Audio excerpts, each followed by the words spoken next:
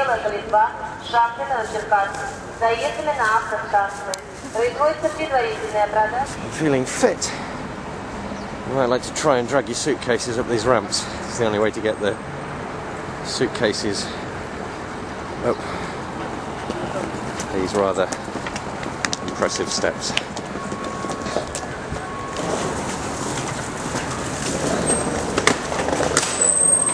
Into the station.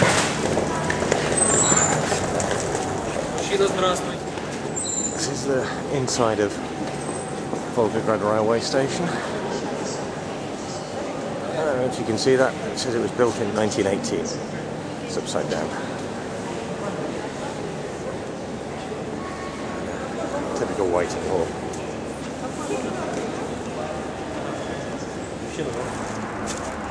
Getting on the train. Unfortunately, we have to come all the way down to the end of the platform because the militia didn't like us filming inside.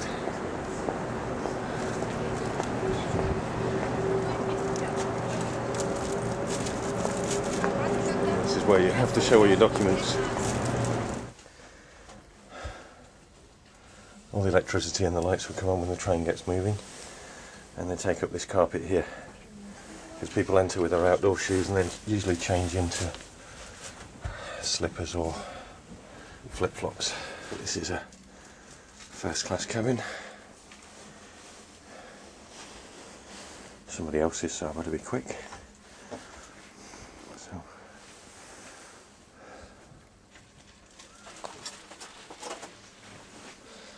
So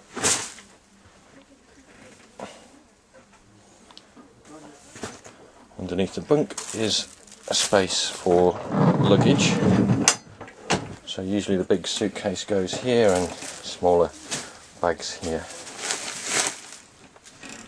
This end also is where the heating is, so I tend to keep my feet to this end and my head away from it.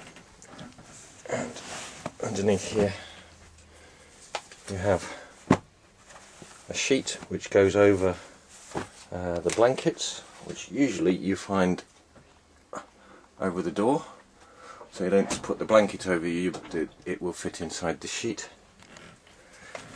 And pillowcases for these two pillows here as well. So as you can see, they've also put out a small bag on this class as well, where you have like slippers called tapachki, and also a shoehorn, toothbrush, and a few other bits and pieces.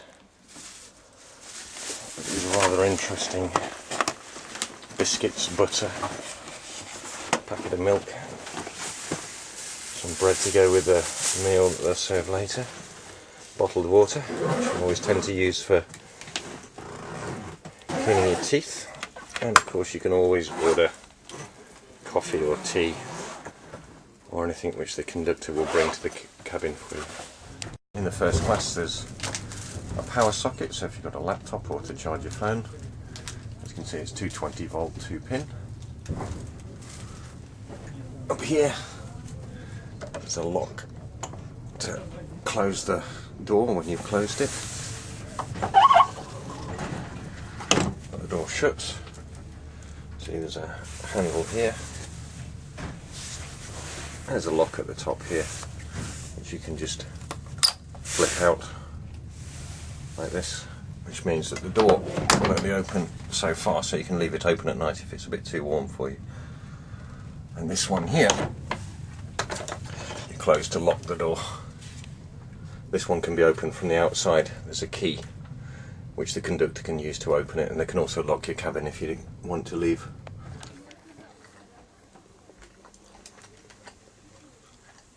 See how it usually starts in a train before it takes off.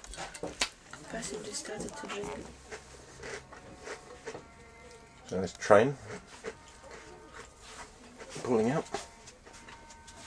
As it does, I don't know if you can hear, they always play music.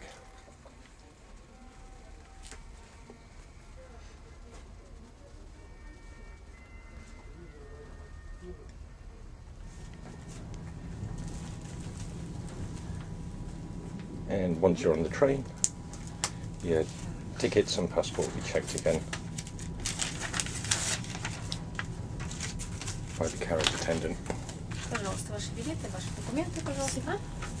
Это снимать, развернуться хватит. Ну да, вот как запрещено у нас, поэтому... Here's the menu we're being offered for a meal in our cabin. There's also a restaurant as well. And I don't think this menu has changed in about the last 3 years. As you can see, we've got a starter, we've got assorted fish, soups, and either fried fish or chicken, some fruit for the sweet, and alcohol. Okay, so we're on train number 1, heading from Volgograd in the south of Russia up to Moscow. A little 18-hour hop overnight. It's December at the moment, so it's -8 outside, but as you can see inside the train, it's light t-shirts and light trousers, because the Russians do like to keep things quite warm inside. People from Scandinavia and northern countries find these trains okay, but people from the UK and southern Europe tend to find them a bit warm. Me personally, I find it warm, which is why I keep my head away from the heaters, which are at the bottom of the bed here, and I sleep with my head towards the end, to the other end over here. Otherwise you can wake up with a bit of a headache. Churches everywhere in Russia, next to high-rises, factories, wherever you look. This is one of the more famous sites in Volgograd, which is a huge statue of Mother Russia calling the defenders to throw back the fascists. You can't really see how big it is from down here, but when you're right up next to it, it's a monster. They say that it's possible to put a car in the outstretched hand, which we'll see around the other side.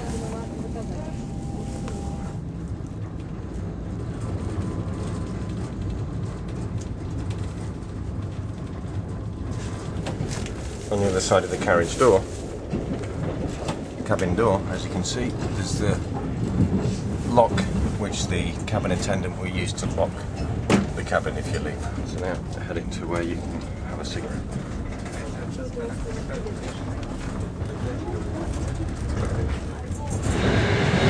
This is the area in between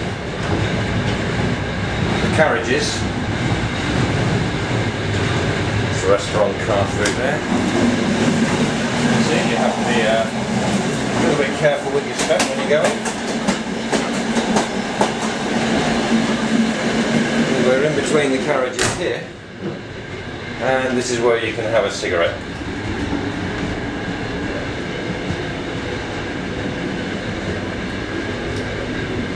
Stand and watch the world go by. People who have a fascination about such things. This is the toilet at each end of the carriage. Vacuum operated toilet. Blue roll so you don't have to bring your own. And a hand basin. This is a fairly typical restaurant car. So they serve here. Have a menu. Obviously it's pretty much all in Russian. Salads. There's some hot dishes, garnish, which is things like potatoes and such like. And then we get to the serious stuff. Vodka, wine, beer, things to go with beer, and the such like. And at the end of the restaurant you typically find a small table where they'll be selling beers and snacks and things if you don't want to sit in the restaurant. Спасибо. This is the waitress.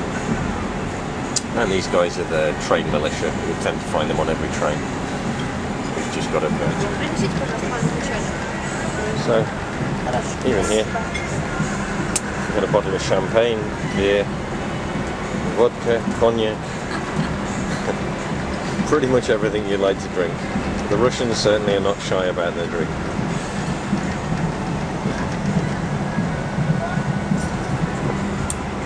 Food's arrived. so bad. A bit of tongue, some coleslaw, bread, salad.